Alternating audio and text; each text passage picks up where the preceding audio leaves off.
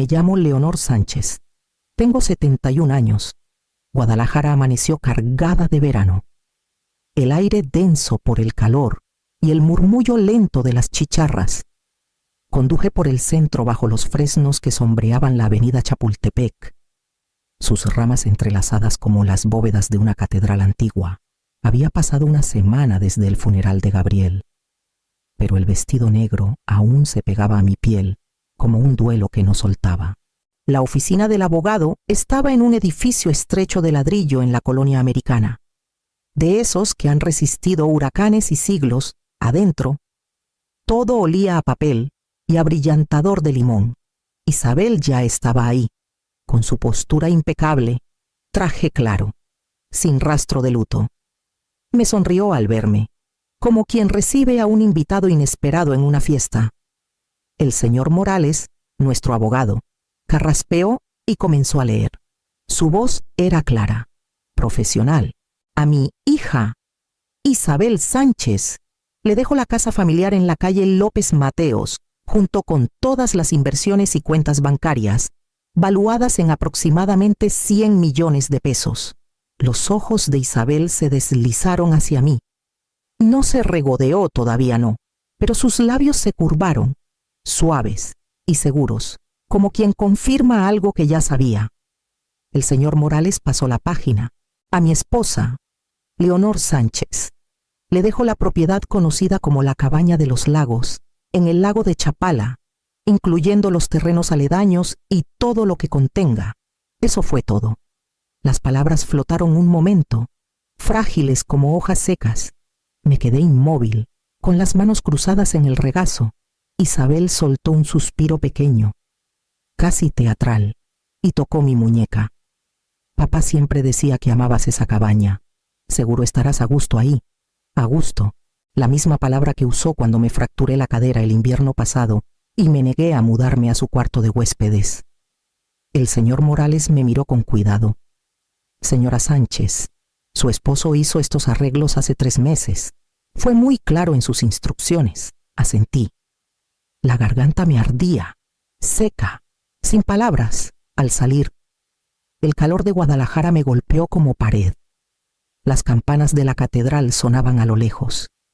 Isabel caminaba a mi lado, sus tacones repiqueteando contra el adoquín.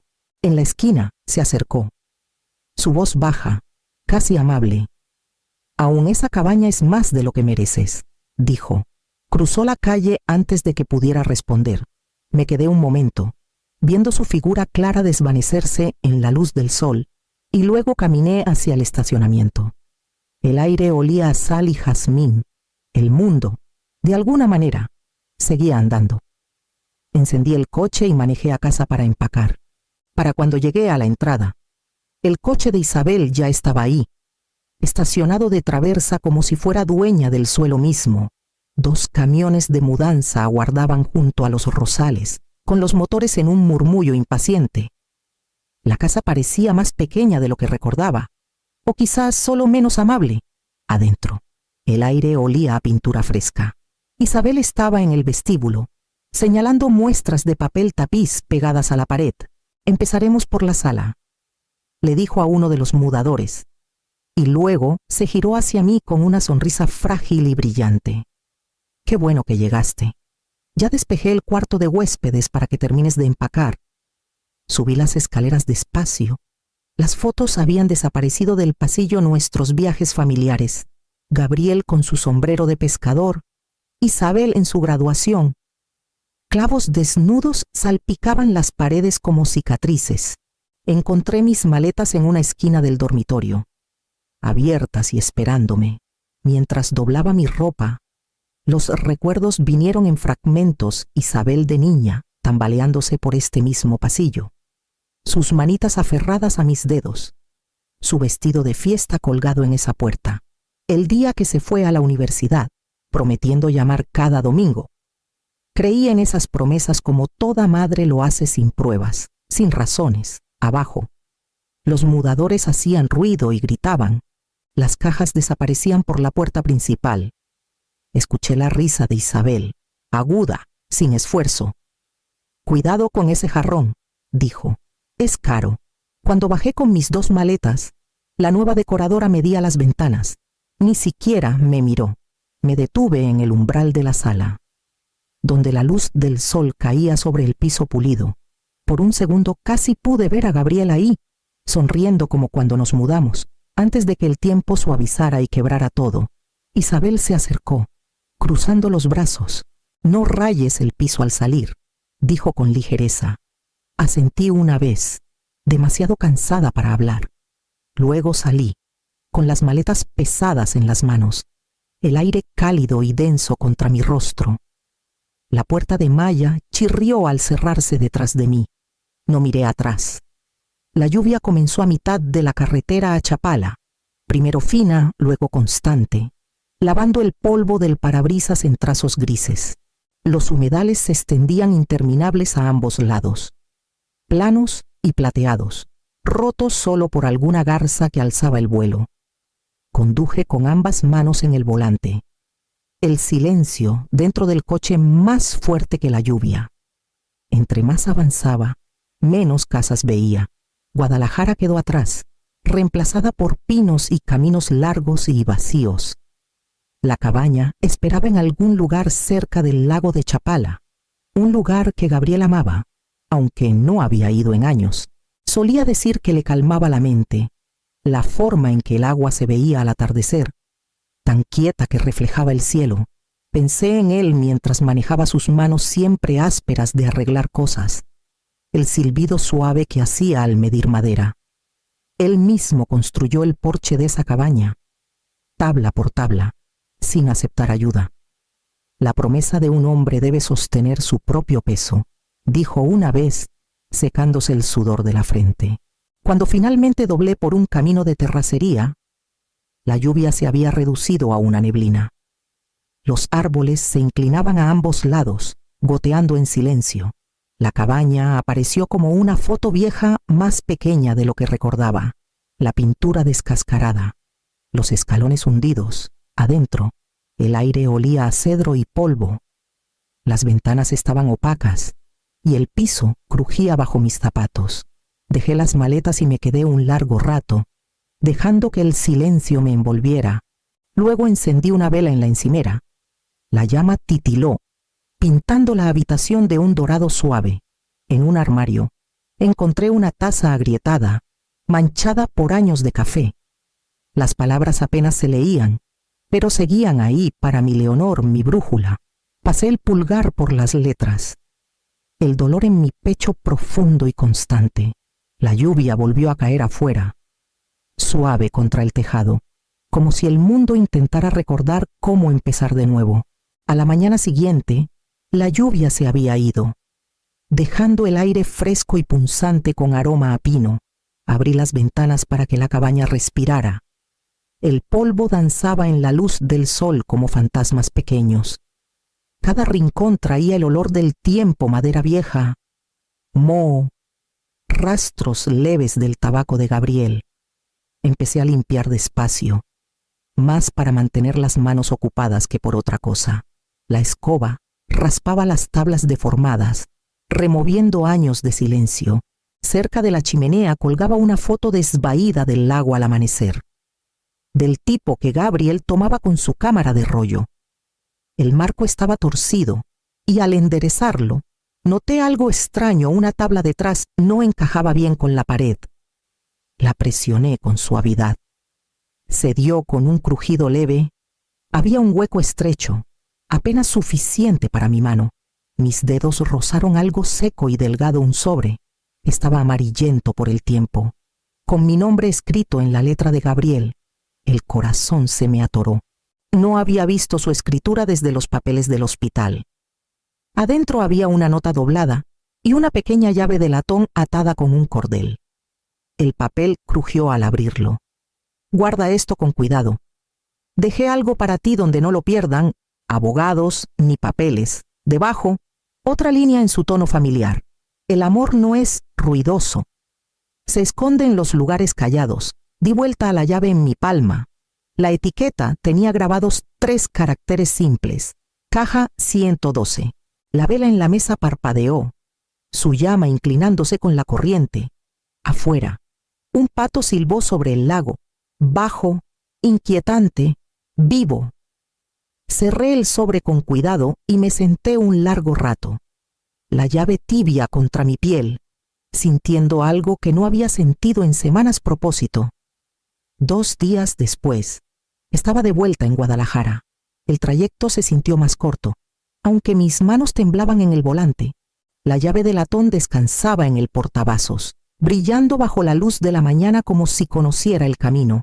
La avenida Chapultepec hervía de ruido y movimiento, carretas traqueteando, turistas tomando fotos, el tañido leve de las campanas de la iglesia. No había vuelto al centro desde el funeral. Entrar al edificio de granito del Banco de Occidente fue como cruzar a otra vida.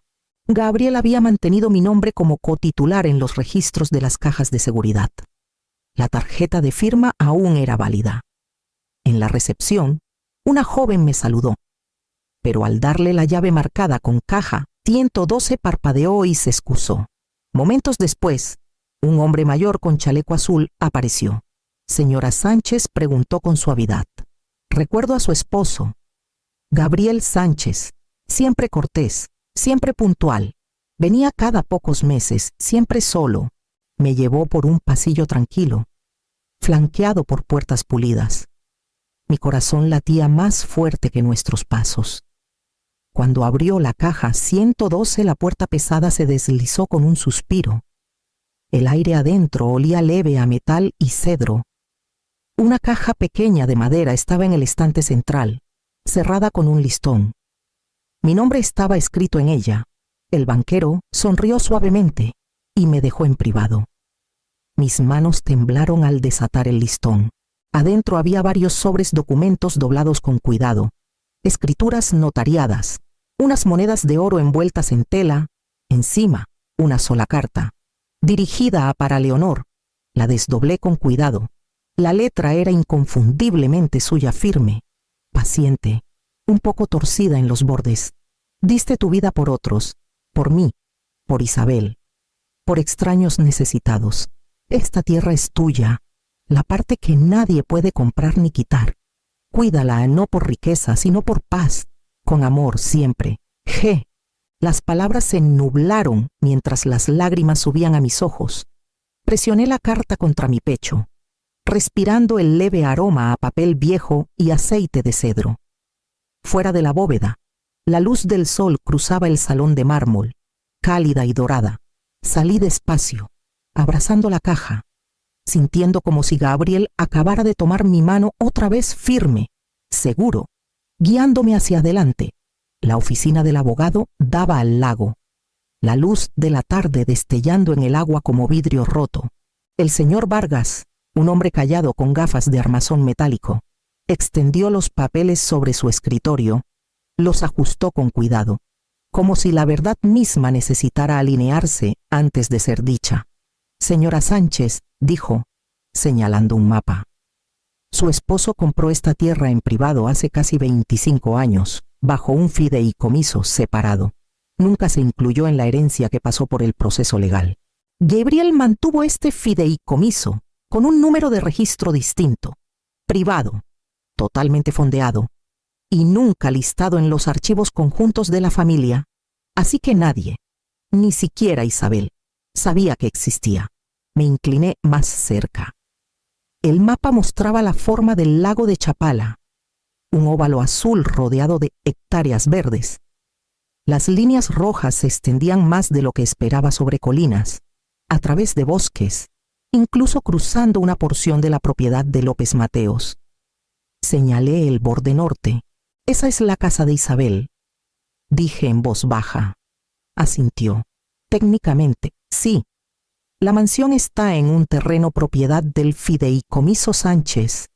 Cuando se redibujaron los límites para la zonificación hace 20 años, Gabriel nunca transfirió las escrituras ligadas al fideicomiso, legalmente.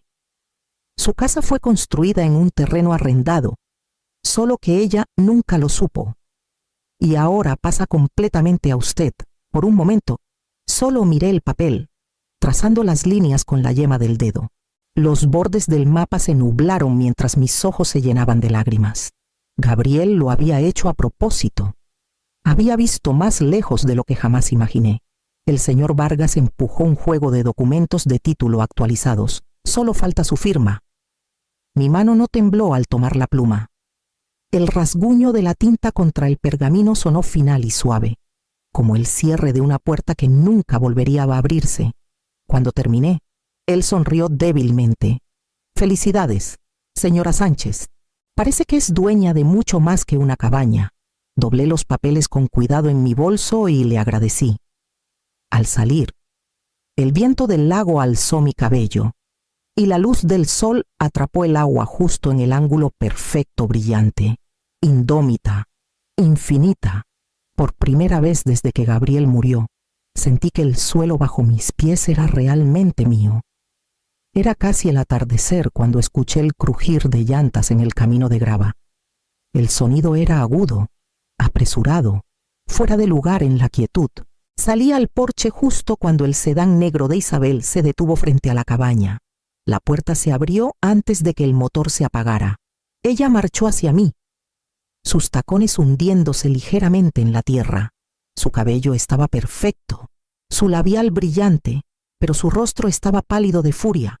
«No puedes quitarme el terreno bajo mi casa», gritó. «Esto es una locura. Mamá, completamente absurdo». Me quedé junto a la baranda del porche, con las manos cruzadas. «No he quitado nada», dije suavemente. Solo dejé de dar, por un segundo. Las palabras parecieron flotar, ligeras y absolutas. Isabel parpadeó, su boca abriéndose y cerrándose sin sonido. No estaba acostumbrada, le instó a escuchar calma de mi parte. Solo disculpas, dudas, explicaciones suaves que la hacían sentirse más grande. «No entiendes», exclamó, su voz quebrándose. «El banco llamó esta mañana. Congelaron el refinanciamiento. Dijeron que el título del terreno no es mío. Cuando el topógrafo me envió el mapa actualizado, vi el fideicomiso Sánchez a tu nombre. Dijeron que no pueden refinanciar un terreno que no es del prestatario. Tengo 2 préstamos atados a esa propiedad». El color se le fue del rostro mientras se aferraba al poste del porche.